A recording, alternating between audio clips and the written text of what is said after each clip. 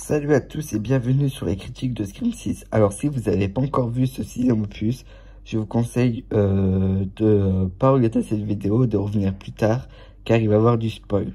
Alors nous retrouvons nos personnages qui sont survécus au cinquième opus, ça veut dire Samantha, Tara, Chad, Mindy et Gail, où cette fois-ci ils seront plus à Woodsboro mais seront dans la grande ville de New York. Et Ghostface son but c'est de tuer les survivants et va se retrouver à New York pour attaquer. Et nous avons un personnage de Tara, on va commencer comme ça, qui se soucie pas de qu'est-ce qui s'est passé l'an dernier, qui veut complètement oublier qu'est-ce qui s'est passé, et voilà, elle veut passer à autre chose et elle veut voilà, qu'on me laisse tranquille. On a de ce côté-là Samantha qui n'a pas, depuis les événements du premier, n'a pas vraiment tout digéré. Le fait qu'elle est la fille de Billy Loomis, le fait qu'elle a quand même tué, et ça l'a pas mis mal à l'aise. Elle s'est sentie bien quand elle a tué Richie lors du cinquième film. Le fait que elle a trouvé ça naturel, ben voilà. Et elle a peur aussi pour sa petite sœur qui, elle, ne fait pas attention, qui veut faire la fête et tout ça. Limite, elle est sur surveillance protéger sa petite sœur pour pas que, voilà, il arrive quelque chose de mal à sa petite sœur. Faut se rappeler que lors de Scream 5, déjà la semaine d'intro, Tara va se faire vraiment attaquer très mal. Elle va vraiment se faire attaquer, mais d'une horreur que voilà. Et ensuite, t'as les autres personnages, Chad, Mindy, à New York pour leurs études, etc. Et Ghostface va décider, cette fois-ci, de pas... Comme c'est la fête, c'est Halloween, c'est la soirée d'Halloween, il va décider d'attaquer ses victimes, mais s'il y a du monde, c'est pas grave. S'il y a du monde, il va quand même les attaquer. Alors nous avons un Ghostface complètement différent. D'habitude, Ghostface il est là en train de se cacher et boum, il n'y arrive pas derrière. Cette fois-ci, même s'il y a du monde autour, c'est pas grave, j'y vais tête baissée. Le but c'est de tuer tous les autres survivants et c'est parti. Du coup, chaque attaque de Ghostface, quand Ghostface voilà, il s'en aille, il laisse des masques spéciaux. C'est les masques des anciens tueurs de Scream, c'est-à-dire de Amber jusqu'à Billy. Il laisse les masques à terre pour la police. Et la police va du coup enquêter sur ça, pourquoi il laisse autant de masques, les masques des anciens tueurs.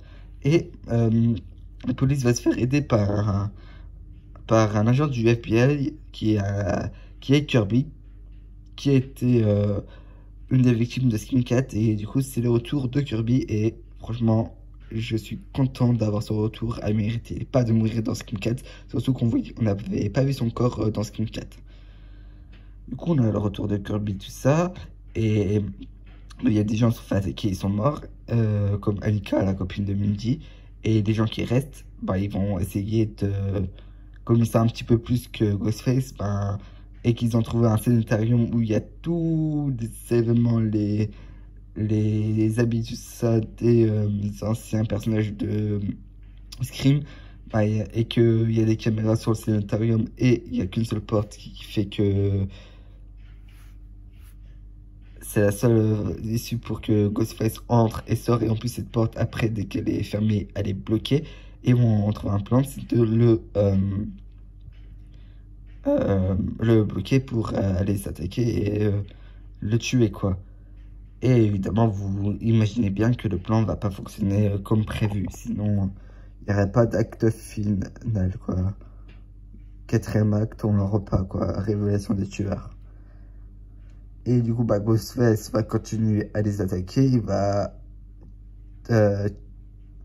attaquer des personnages. Il va attaquer Gail dans son appart. Il va attaquer Mindy alors qu'ils allaient prendre le train. C'est pas le train, le métro plutôt. Et Mindy, elle n'a pas pu rentrer en même temps que les autres. Et elle va se faire attaquer par Ghostface. Et après, il va y avoir une course-poursuite entre... déjà, avant la course-poursuite, Kirby va se faire attaquer, elle va être gravement blessée, elle va être inconsciente. Et pendant cette course-poursuite, entre Tara, Samantha et Chad et Ghostface qui va les attaquer. Et Chad va se faire aussi attaquer, et voilà. Et le film, il est vraiment bien. Et l'acte final et la révélation des tueurs, on comprend leur idée, qu'est-ce qu'ils ont voulu faire. Voilà, je vais parler après de la révélation des tueurs. Mais le film en soi, il est vraiment bien. Maintenant, je vais passer au point positif et au point négatif de ce film. Alors, les points positifs, déjà, les acteurs sont bien. Même les nouveaux personnages sont quand même attachants. Mais, comme Ghostface, je trouve que j'ai pas pu vraiment plus m'attacher à plus aux nouveaux personnages. Parce que Ghostface faisait que les attaquer à chaque fois. Ça veut dire que t'avais pas le temps de... S'il meurt, bah tu te dis, bah merde, mais t'avais pas le temps de s'attacher. Il y a un développement de personnage peut-être un tout petit peu. Ça aurait pu être amélioré, mais Ghostface a tout fait pour qu'on peut pas vraiment s'attacher à eux. Ça veut dire que, il y a une attaque, boum, il y a un meurtre. Il y a quelqu'un qui meurt. Voilà. Et ça aussi, j'ai bien aimé bah, que Ghostface fait qu'attaquer, du coup, bah, ils ont pas le temps de respirer, et voilà. Samantha, en personnage principal, s'est améliorée par rapport au 5e opus. Tara est toujours exceptionnelle. Le retour de Gail, encore une fois, est bien. Elle est pas mise en avant, c'est pas la personne que j'ai mise en avant. Mais on est attaché au personnage de Gail, on veut pas qu'elle meure. Et en plus, depuis Scream 5, on sait que tout le monde peut mourir. Même les personnages principaux, comme on a eu le cas avec Doobie. Alors que quand Ghostface va s'attaquer à Gail, on a peur qu'elle meure. Ensuite, le personnage de Chad, lors du 5e, ben, je m'avais pas trop attaché. Là, je me suis bien attaché. Et en soi, Emily, sans plus, elle est plus drôle, mais pour moi, elle n'est pas l'incarnation de fille en fille de Ranji. Parce que l'une des choses où elle s'est fait avoir dans ce scream, bah voilà. Et surtout comment elle se fait à chaque fois elle est blessée, alors voilà. Et ensuite, les plans sont bien. Bon, il n'y a pas tous les plans qui sont beaux, mais la plupart sont bien réalisés. Et les acteurs sont bons. Et après, bon, qu'est-ce que je pourrais dire plus pas grand-chose. Le scénario reste classique, mais bon.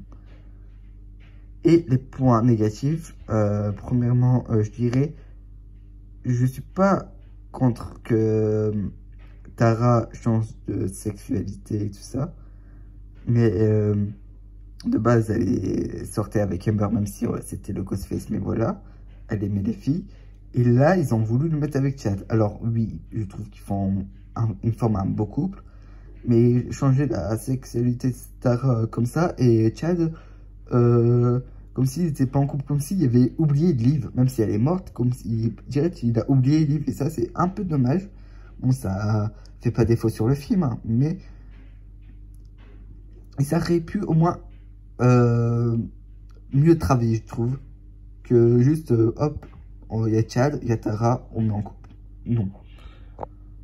Et j'ai peur que pour la série mercredi, on change encore une fois la sexualité de Jenna Ortega, et voilà. C'est pas... C'est un petit défaut sans plus, mais voilà. Ensuite, comme ça part trop vite, le développement des nouveaux personnages, bah, je me suis pas vraiment attaché à eux. Et je voyais aucun ancien personnage être sous le costume de Ghostface. Alors, je pensais plus à un nouveau personnage. Et c'est qu'est-ce qui va s'arriver vrai. Et aussi, et le troisième défaut, et là je vais en parler, c'est l'introduction, j'en ai pas parlé, qui est vraiment pour moi mauvaise. Parce que déjà, on arrive, c'est une femme, je sais plus le nom, mais je sais l'actrice, hein, je sais le nom d'actrice, c'est Samara Weaving qui est dans ce film.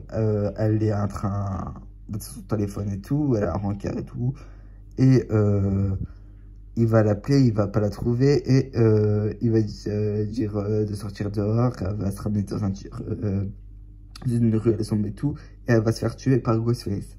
Sauf que il faut savoir que bah, le personnage est prof de slasher, ou je sais plus trop, quoi. Et du coup, elle devrait savoir qu'il faut pas aller tout seul dans une ruelle sombre, et je trouve ça débile. Et surtout, par qui elle est tuée, par le Flash de Spider-Man Homecoming. Je sais pas, de toute façon, je mettrai la photo. Je sais pas son nom, mais c'est voilà. Le personnage, il s'appelle Jason. Et en fait, direct, il nous révèle, mais en fait, c'est pas un Ghostface, bah, c'est un Ghostface, mais c'est plus une genre de culte qui reprend les codes comme les anciens tueurs, qui veulent finir l'histoire que Richie avait fait euh, lors de Scream 5. Et la fin, moi, elle est bien et tout, il n'y a pas de problème. Elle est peut-être longue, mais... Et la révélation, bah voilà, il y a pour la première fois 3 tueurs. Nous avons Ethan, Quill et le policier, le père. Et en fait, on apprend que si ils ont voulu tuer les sœurs Panther, c'est parce que c'est la même famille que Richie. On apprend que c'est la même famille. Alors, le seul défaut que j'ai à cette fin, c'est on rajoute des personnages qui sont liés avec les personnages du passé. C'est un peu dommage. Mais en soi, ça dérange pas, mais c'est trop facile, je pense, facilité d'écriture. La fin est un peu longue, mais sans plus. C'est très divertissant, mais c'est un peu long. Et le fait que, voilà, ils se prennent 10 000 coups de couteau et ils meurent pas, bon, c'est bidon, mais voilà. Juste, il faut, parce qu'il y a la tradition, si tu ne tires pas dans la tête, tu meurs pas. Bon, c'est une tradition, mais ça devient un peu, voilà. Et les gens, ils se prennent 10 000 coups de couteau, mais ils meurent toujours pas. Et Chad, j'ai l'impression que ça va être un Dewey de briques au marché parce que, bizarrement, dans Scream 5, il se fait poignarder, il meurt pas. Il arrive à survivre, on sait pas comment. Dans Scream 6, il se fait poignarder, il ne meurt toujours pas. Et c'est exactement ce qu'il y avait eu Dewey. Dans Scream, en 1996, il se fait poignarder, il meurt pas. Et dans Scream 2, il se fait poignarder aussi et il survit. On sait pas comment, mais dans un petit moment, on va l'oublier. Et après, hop, à la fin, boum, il a survécu, mais on sait pas. Bon, même si je suis content quand même qu'il meurt pas, parce que j'avais quand même bien aimé ce personnage. Mais voilà, quoi. Il y a des moments où tu trouves que c'est un peu abusé. Mais sinon, le film est très bien. Pour moi, il fait partie de mon top 3, littéralement, Scream. Merci d'avoir suivi cette critique. On se retrouve très bientôt pour une prochaine critique.